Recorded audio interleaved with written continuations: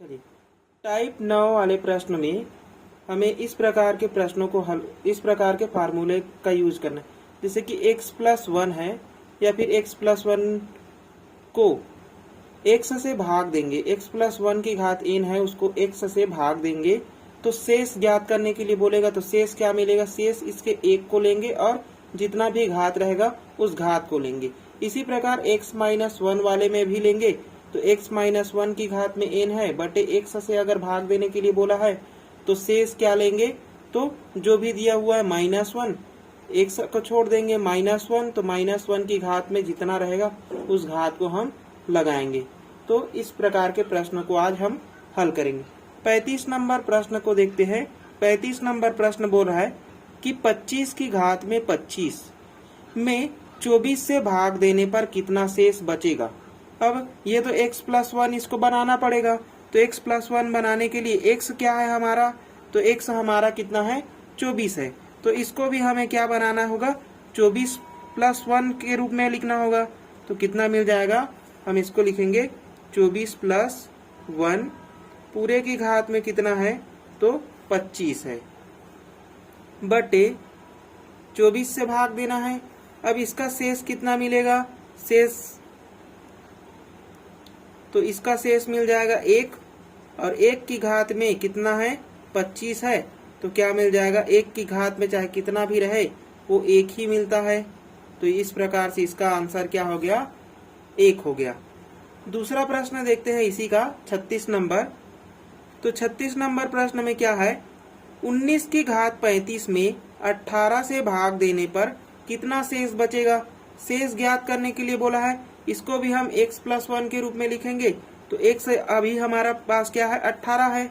तो इसको भी हम 18 के रूप में लिखेंगे। तो 18+1 पूरे की घात में कितना है? 35 बटे किससे भाग देना है? तो 18 से भाग देना है। अब ये भी फार्मूला जैसे बन गया। तो शेष कितना मिल जाएगा इसका? तो इसका हमारा शेष कितना मिल जाएगा? 1 और 1 की घात में कितना है? 35। तो ये भी कितना होगा? 1 ही होगा। तो इसका भी आंसर क्या है? 1 है। अगला प्रश्न देखते हैं 37 नंबर। तो 37 नंबर में 15 की घात 124 में 16 से भाग देने पर कितना शेष बचेगा। अब यहाँ पास 15 दिया हुआ है, इसको हम 16 के रूप में लिखेंगे। तो 15 को 16 के रूप में कैसे लिख सकते हैं? तो 16 - 1 लिख सकते हैं। पूरे की घात में कितना दिया हुआ है? तो 124 और किससे भाग करना है? तो 16। अब इसके लिए भी हम शेष निकाल सकते हैं। तो शेष कितना मिलेगा? तो -1 और -1 की घात में कितना है? तो 124। -1 की घात में क्या है? सम संख्या है ना? मतलब सम संख्या होगा तो ये कितना मिलेगा? 1 मिलेगा। अगर विषम संख्या होता तो कितना मिलता? -1 मिलता। अभी सम संख्या है इसलिए क्या मिलेगा? 1 मिलेगा। अगला प्रश्न देखते हैं 17 की घात 200। 17 की घात 200 को 18 से भाग देने पर कितना शेष बचेगा ये बताना है। तो 17 की घात 200 को 18, तो 17 को सबसे पहले x+1 के रूप में x-1 के रूप में लिखेंगे। तो x कितना है हमारे पास? 18 है। तो 18 - 1 पूरे की घात कितना है? तो 200 है बटे किससे भाग देना है? 18 से। तो 18 से भाग देंगे। शेष कितना मिल जाएगा? तो शेष मिलेगा, शेष ज्ञात करने के लिए बोला है। तो शेष कितना मिलेगा? -1। -1 की घात में कितना? 200। और 200 एक क्या है? सम संख्या है। सम संख्या होने के कारण इसका आंसर क्या मिलेगा? 1 मिलेगा। अगर विषम होता तो -1 मिलता। अभी सम है इसलिए क्या मिला? 1 मिला। अगला प्रश्न है 39 नंबर। 5 की घात 17 को 6 से भाग देने पर कितना शेष बचेगा। 5 की घात 17 है, इसको भी हम x-1 के रूप में लिखेंगे। x अभी क्या है हमारे पास? 6 है। तो x-1 के रूप में कैसे लिखेंगे इसको? तो 6 - 1 पूरे की घात में कितना? तो 17 बटे 6 से भाग देना है। शेष कितना मिल जाएगा? तो शेष हम किसको लेते हैं? इस -1 को। तो -1 की घात कितना लिखेंगे? 17 लिखेंगे। -1 की घात एक क्या है, विषम संख्या है। विषम संख्या होने के कारण कितना मिलेगा हमें आंसर, -1 मिलेगा। सम संख्या रहता तो +1, विषम संख्या है इसलिए क्या हो जाएगा, -1 हो जाएगा। ठीक है, ये हो गया इस प्रकार का प्रश्न, 90 टाइप का प्रश्न। अब देखेंगे 10 टाइप नंबर 10। ठीक है, तो इस प्रकार के प्रश्न को, चलिए इसको भी हम क्या करेंगे, सेम उसी प्रकार से हल करेंगे। इसको हम क्या लिख सकते हैं, सबसे पहले हम इसको लिख लेते हैं 14 की घात में 25 प्लस 2। पूरे को किससे भाग देना है, तो 13 से भाग देना है। अलग अलग कर सकते हैं क्योंकि ऊपर में प्लस है, तो इसको क्या लिख सकते हैं हम, 14 की घात में 25 बटे 13 प्लस 2 बटे 13 लिख सकते हैं। अब इसको हम हल करेंगे तो कितना मिलेगा, इसको हम x+1 के रूप में लिख सकते हैं। मतलब इसको क्या लिख सकते हैं, तो 13 + 1 पूरे की घात में 25 बटे 13 प्लस 2 बटे 13।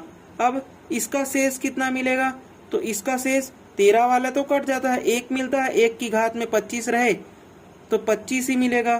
तो यहाँ पास क्या मिलेगा, 1 की घात में कितना मिल जाएगा, 25 मिल जाएगा। अब 13 2 से तो जाएगा नहीं, 0 बार पढ़ेंगे, 13 शून्यम 0, फिर भी 2 क्या है, शेष के रूप में बच रहा है। तो 2 हमारा क्या हो गया, शेष बचा हुआ है। 1 की घात में 25 यानी कि 1 ही मिलेगा, प्लस कितना है, 2। तो इसका आंसर कितना मिल गया हमें, 3। इस हमारा शेष कितना है, 3 है। ठीक है, अगला प्रश्न देखते हैं इसी का। चलिए अगला प्रश्न 42 नंबर।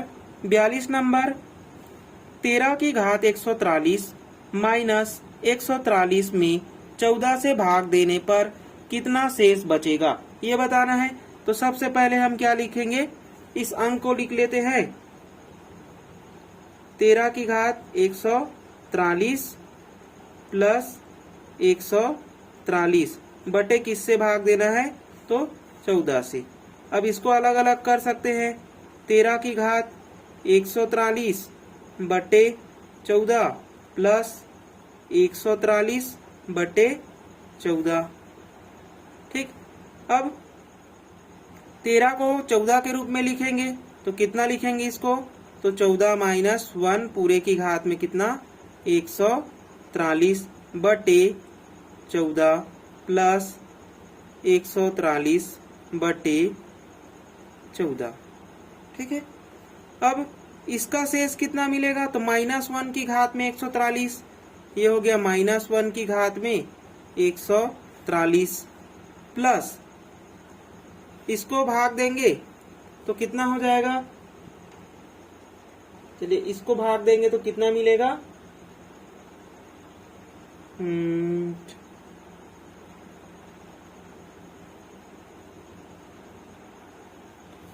14 दहाम 140। ठीक है, तो 14 दहाम 140 हो गया।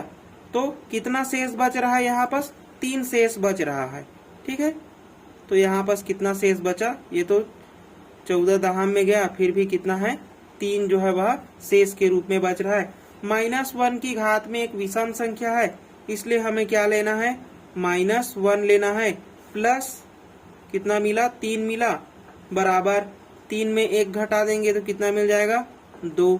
2 हमारा क्या है, इसका आंसर है, शेष है। ठीक है, इसी का अगला प्रश्न 43 नंबर। 43 नंबर है 13 की घात 11 प्लस 14 की घात 3 में 11 से भाग देने पर कितना शेष बचेगा। ठीक है, 43 नंबर प्रश्न को इसको भी वैसे ही लिखेंगे। 13 की घात 11 प्लस 14 की घात में 3 बटे 11 अलग अलग कर लेंगे तो 13 की घात 11 बटे 11 प्लस 14 की घात 3 बटे 11। ठीक है, इसको क्या लिख सकते हैं, x वाले रूप में। तो x वाले रूप में इसको क्या लिख सकते हैं हम, देखिए 11 + 2 लिख सकते हैं। 11 + 2 पूरे की घात में कितना है, तो 11 है बटे 11 प्लस इसको क्या लिख सकते हैं 11 प्लस 3 लिख सकते हैं।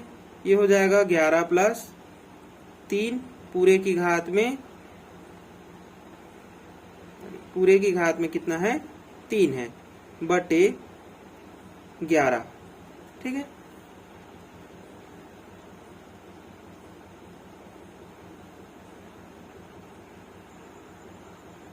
ठीक है। ये वाले क्वेश्चन को हम छोड़ देते हैं क्योंकि ये दूसरे ट्रिक का क्वेश्चन है, इसको हम बाद में हल करेंगे।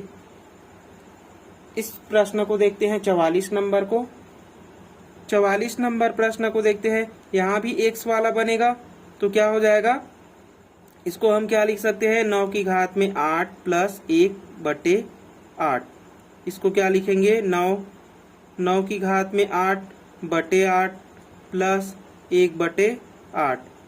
यहाँ से इसको लिख सकते हैं 8 प्लस 1 पूरे की घात 8 बटे 8 प्लस 1 बटे 8।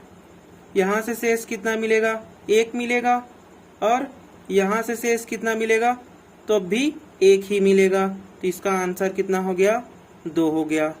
ठीक है।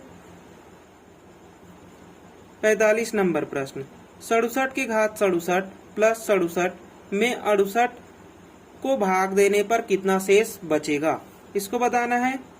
तो सबसे पहले लिख लेते हैं 67 की घात में 67 बटे 68 प्लस 67 बटे 68। अलग अलग कर लिया हूँ एक साथ ही।